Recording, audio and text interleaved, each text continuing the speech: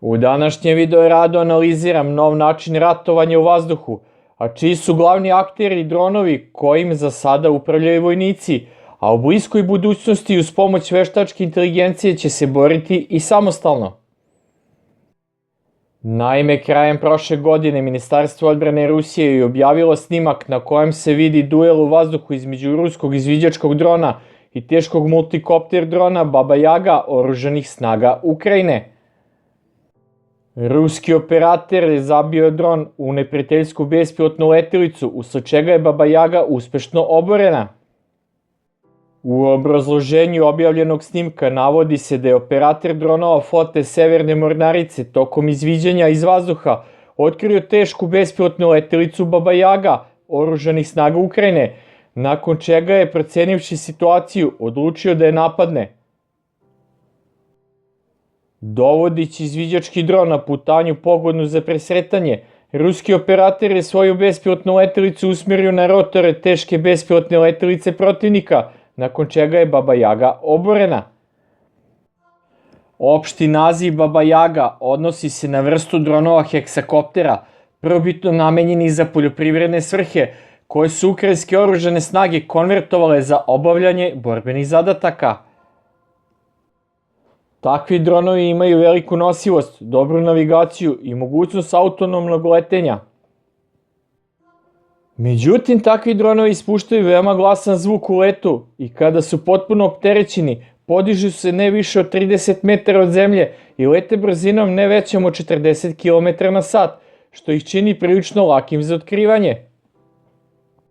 Trenutno su u toku ispitivanja dronova sa pogledom iz prvog lica, odnosno FPV, dizajniranih za uništavanje teških ukrajinskih dronova. FPV antidron naoružan eksplozivom je sposoban da uništi protivnički dron u radijusu od 10 do 15 metara kada se detonira. Ministarstvo odbrane Ruske federacije objavilo je takođe na svom Telegram kanalu snimak uništavanja FPV dronom heksakoptera tipa Baba Jaga.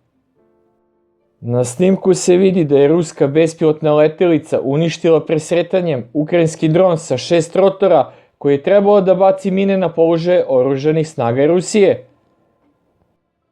Tada je Ministarstvo odbrane Rusije saopštilo da je presrelo ukrajinsku bespilotnu letelicu Baba Jagu metodom vazdušne pesnice. Za to je upotrebljen kvadkopter dalekoistočne gardijske jedinice vazdušno-desantne vojske Rusije. Prema mišljenju eksperata, masovno korišćenje bespilotnih letelica tokom specijalne vojne operacije pokazalo je neophodnost primjene nestandardnih načina za presretanje drona u vazduhu, uključujući i metodu vazdušne pesnice. Pored toga, prilično efikasno protiv bespilotnih letelica u zoni specijalne vojne operacije deluju sredstva radioelektronske borbe i dvocevni protivionski top ZU-23/2. Kako je saopštila pres služba ruskog vojnog resora, vraćajući se sa vazdušnog izviđanja, operator ruskog kvadkoptera je primetio u vazduhu ukrajinski ofanzivni heksakopter tipa Baba Jaga, koji se vraćao na položaj odreda oružanih snaga Ukrajine pošto izbacio minu. Operator ruske bespilotne letelice odlučio da obori ukrajinski heksakopter. To je izvanredan slučaj koji pokazuje profesionalizam dalekoistočnih desantnih jedinica. Ministarstvo odbrane Rusije je dodalo i to. Sledećeg dana, takođe tokom povratka sa zadatka u blizini ruskih položaja, operator je pronašao drugu ukrajinsku bespilotnu letelicu izviđački kvadkopter koji je pratio kretanje ruske vojske na prvoj liniji. Taj dron je takođe bio oboren. Prema rečima vojnog eksperta Maksima Kondratjeva, veliki broj bespilotnih letelica primorava obe sukobljene strane da pribegavaju nestandardnim načinima presretanja u vazduhu, uključujući metodu vazdušne pesnice, kojom se žrtvuju sopstveni dronovi, odnosno kamikaze akcije dron protiv drona. U specijalnoj vojnoj operaciji nisu tako retke vazdušne pesnice. Kako je dalje naveo Kondratjev, da na frontu ima prilično mnogo sredstava za radioelektronsku borbu i protivdronskih sredstava, ali to naoružanje ne funkcioniše uvek. Prema njegovim rečima, dronovi se neprestano usavršavaju, a modernizacija sredstava za zaštitu od bespilotnih letelica ne postiže tako brzi napredak. Baba Jaga, na primjer, o kojoj se govori, predstavlja veoma podmukao dron koji ima sposobnost da podigne veliki teret. Zahvaljujući tome može da izbacuje veliku količinu municije ili da dostavi dragoceni teret odredima oružanih snaga Ukrajine. Protivdronske puške nisu uvek efikasne protiv Baba Jage, konstatuje Kondratjev.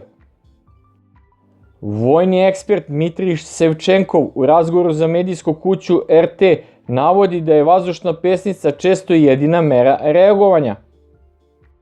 Sevčenkov ističe da vazdušna pesnica ima nijanse. Kao prvo, operator drona za presretanje mora biti pravi majstor svog zanata. Presretanje zahteva veliku koncentraciju na jednom objektu i virtuozno pilotiranje. Kao drugo, vazdušna pesnica je vrlo zahtevan manevar jer je potrebno povući najmanje jednu jedinicu bespilotnih letelica sa osnovnih zadataka.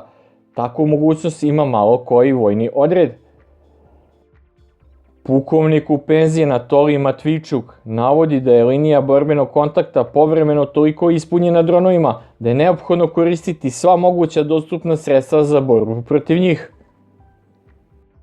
Prema njegovim rečima, pitanje garantovane zaštite položaja ili objekata od napada bespilotnih letelica i dalje nije rešeno. Prema rečima Matvičuka, dronovi su se pretvorili u masovno i jeftino sredstvo za napad. Na jedan takav objekat sada može istovremeno da krene nekoliko bespilotnih letelica. Pešadija se spasava pre svega protivdronskim puškama, ali ni one, kao ni bilo koje drugo sredstvo, ništa ne garantuju. Potreban je kompleksan pristup, neophodno izraditi najrazličitije rešenja za neutralizaciju. Vojni analitičar Aleksandar Butirin navodi da je jedan od najdostupnijih i najefikasnijih tipova naoružanja dvocevni protivavionski top ZU-23/2. Popularna Zuška se tokom specijalne vojne operacije pokazala kao prilično efikasno sredstvo u borbi protiv manjih dronova, ističe ekspert.